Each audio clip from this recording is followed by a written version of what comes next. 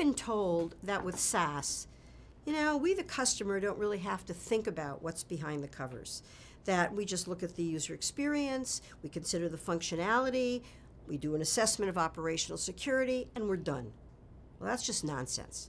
And it's nonsense because what's behind the curtain is the stuff you can't really change easily. And if it's not right, you're going to be stuck with not right for the duration of that relationship. Now, on the surface, most enterprise software today looks very similar. Delivers mobile. I may charge a little extra, but it delivers mobile.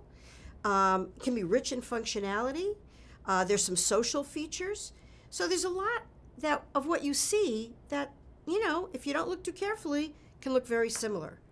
But the part you can't see is the part that determines at what cost and with what pain and with what speed and with what ease of adoption that vendor is going to be able to deliver time after time after time. And with SaaS, we're expecting lots of those releases, and furthermore, we're expecting to take them up.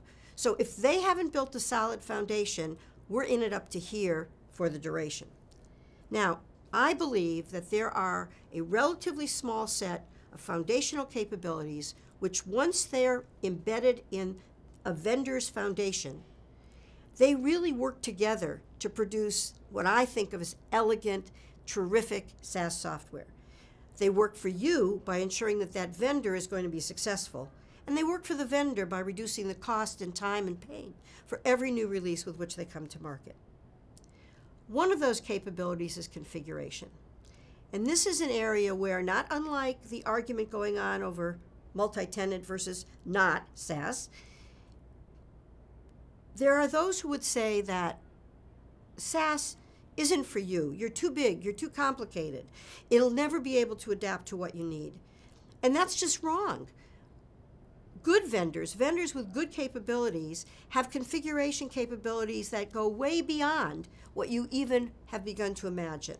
And I don't mean just different reports or different color schemes. Literally, you need a customized object, you add a customized object, and it's immediately recognized and unleashed across the application. Now, it is true that there are some products labeled SaaS which cannot be configured. They really are very restraining. And there are some products labeled SaaS that allow you to customize, that is, break the code. Well, we did that with on-premise. And any of you who've been through an upgrade of a major on-premise application know that breaking the code and dealing with those customizations is absolutely not in your best interest. So if the question is, can we customize? Can we break the code of SaaS? The answer is no. And any vendor who lets you do that isn't a real SaaS vendor. And without real SaaS, you don't get the benefits. So, configuration, terribly important. And you want to see the very specific configuration capabilities that are relevant to your business. What do you really need?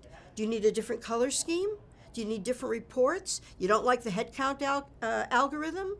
You have to keep shoe size or dress size or weight or something that the vendor's not delivering. Are there limits to this? Absolutely. Configuration isn't a toy. It can't be unleashed to people that haven't been able to think through what the downstream implications are. Do you have to test your configurations? Of course you do.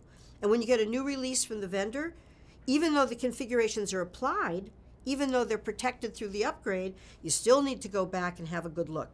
Vendor may now be delivering something that you had done through configuration. Well, maybe you want to turn off your configuration. So it's not a no-brainer. It's not like you don't have to do anything. But the last thing you want is a vendor saying, no problem, we'll customize that. Now, the systems integrators have made a lot of money writing those customizations. And there is a spirit allowed in the land which says they'd like to keep on making a lot of money. So I think this is another area where you've got to be smart. Even if you pick great software that is highly configurable, don't go nuts. Don't configure your way into a hole. Even though it's possible, that doesn't necessarily mean it's a good idea. So, configuration versus customization, just one more in my small group of capabilities that you really want to make sure your vendor has. And if you need ways to figure out how to look for those capabilities, I refer you to my blog, where you will find zillions of Naomi's killer scenarios with which to test that software. Thank you.